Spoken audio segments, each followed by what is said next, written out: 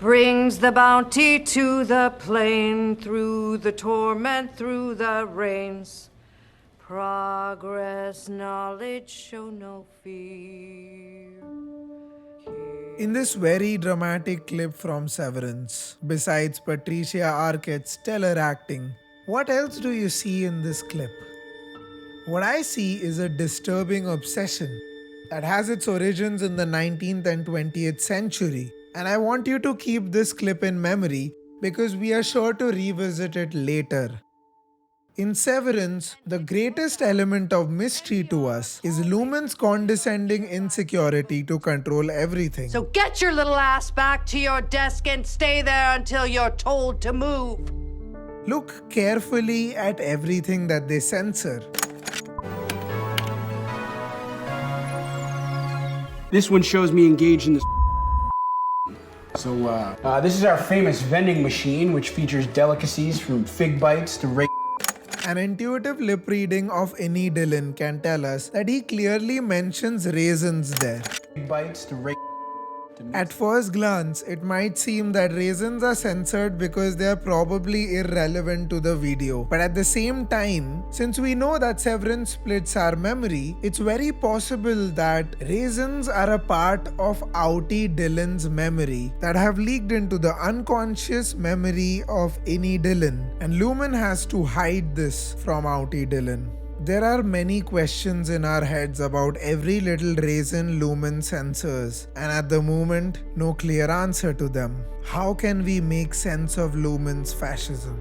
In my previous video, my severed self explained how Lumon psychologically controls the Innie's memories and desires. If you haven't watched that video, you'll find it in the end screens.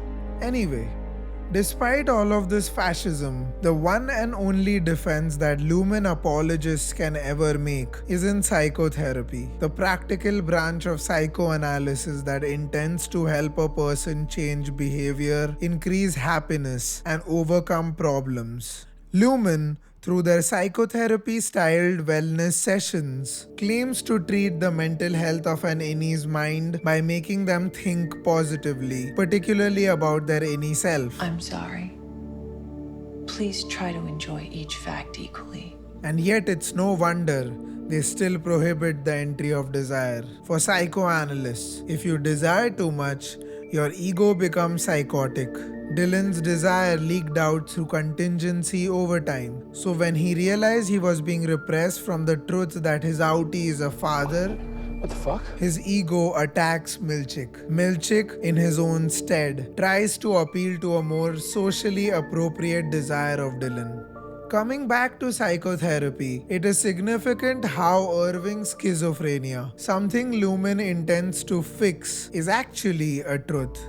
A truth about the outie. The essence of the theory of Gilles Deleuze, whose groundwork I set up in my previous video, is based on schizophrenia, which he believes are psychotic episodes of desire that truthfully reveal a deeper reality. Imagine a structure with a center and periphery. I'm using a circle in this case just for simplified understanding. The center can stand for sanity and balance, whereas the periphery can go into areas of insanity and schizophrenia. Lumon establishes this corporate center, the room of cubicles and protocol which bind the workers together in a tree hierarchy. So you might want to think of the center as the territory of Lumon.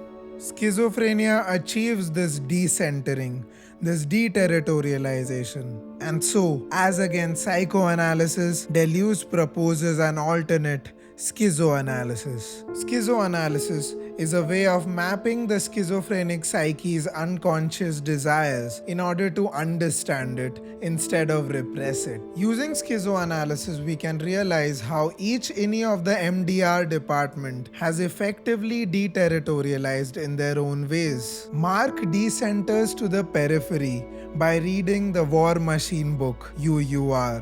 Dillon decenters accidentally via contingent stringency over time, and Irving deterritorializes by entering the optics and design department, thus breaking the rules of fraternization. But when it comes to Helly, the case becomes more intellectual. Throughout the series, have you noticed that outies always get to record a video of themselves, whereas the only means of recording the Innie world is through photos? Don't you think that's something strange? The difference doesn't merely mean that the tyrannical communication is one way, but it also points towards the idea that photography can be easily manipulated as a moment of perfection, balance, transcendence.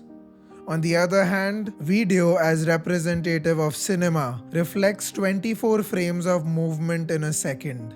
There's only one instance when a video of an Innie is recorded, and it is done by means of Helly's threats. What is happening here? What's happening is you're going to give me a video camera so I can tape a resignation to my Audi. It's a very revolutionary instance because it might be the first time an Innie has ever shot a video of herself. And this is a very subtle means of decentering, even though it was an unsuccessful one. Almost prophetically, Deleuze proclaims, the cinema must film, not the world, but belief in this world, our only link. Restoring our belief in the world, this is the power of cinema.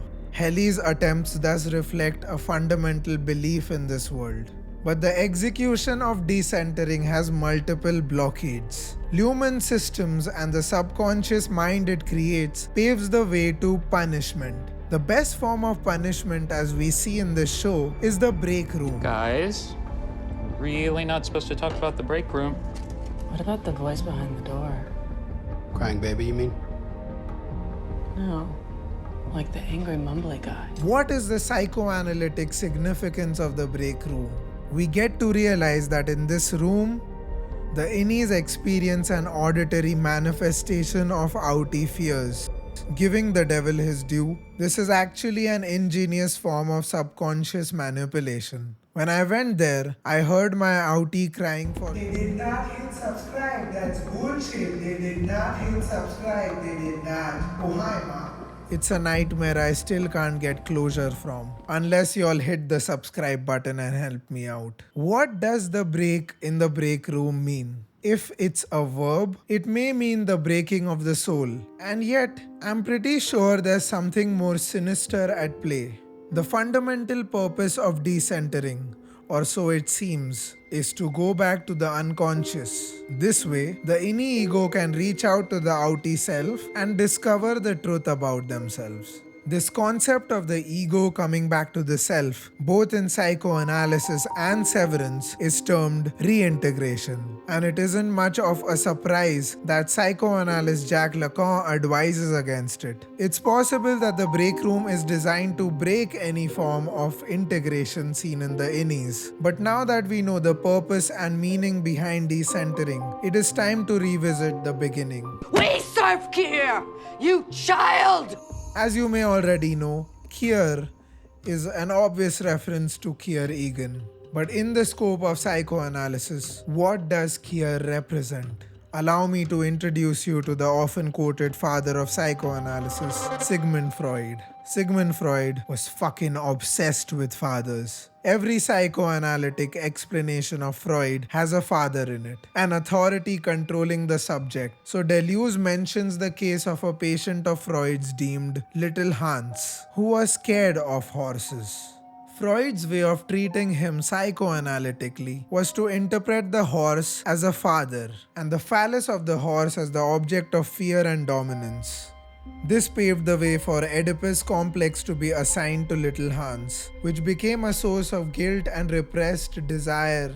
Stop ruining lives by reducing every case to the father, Deleuze says. Even when a patient dreamed of wolves, Freud interpreted the wolf as a father. So if the father ruins the subject, how to get a better interpretation out? Going back to the point of schizoanalysis, Deleuze remarks, you must map the psyche. Deleuze proposes the therapist to help the subject create a map of their dreams, schizophrenia, fears, and desire. According to him, the schizophrenic subject has no father or mother. He or she only has the desert of unconscious desire to wander in. In my previous video, I stated how psychoanalysis traces the same old paths for us, making us do the same old rituals to keep us centered. But by becoming cartographers, we could become decentered from fascism. Rickon, when he gives his book to outie Mark, leaves a note referring to Mark as, quote, the intrepid cartographer of the mind. Cartography is also central to PT's entire character arc. He uses his schizophrenia and effectively deterritorializes. His map is the unrepressed version of the Lumon building. This might help us answer the question as to how PT got out in the first place. And later in the story, something remarkable happens. Mark proceeds to tear PT's map down and then make a version of it himself, which is then redrawn by Helly. If you give me the map, I'll clean it up. This incessant cartography would be hailed by Deleuze, who himself proposes a repeated tearing down and recreation of maps. Making maps of your own gives rise to nomadic thought. Once you become decentered, you can start wandering and being awakened to reality. Here we go. This is the best example of being outright decentered to the mystery of Lumon. These do remind me of an essay I made once upon a time on A24's Lamb, another weird tale of cattle which might certainly surprise you. Being decentered fundamentally means rejecting the father. It means rejecting Kier Egan and letting go of the disturbing obsession with the father. If Lumon is the center, the father is the epicenter. In my opinion, the way to kill Lumon could be by killing the father. There is no other symbol of repression as strong as the immortal father. In Season 1, Episode 9, what we clearly see is a deterritorialization. But instead of being an individual one, it's a collective one, albeit for a very short period. The way in which this episode is edited betrays the preceding 8 episodes and rejects the question at the beginning of the show, who are you? How so, you may ask? To find out, check out this video on the end screens right now.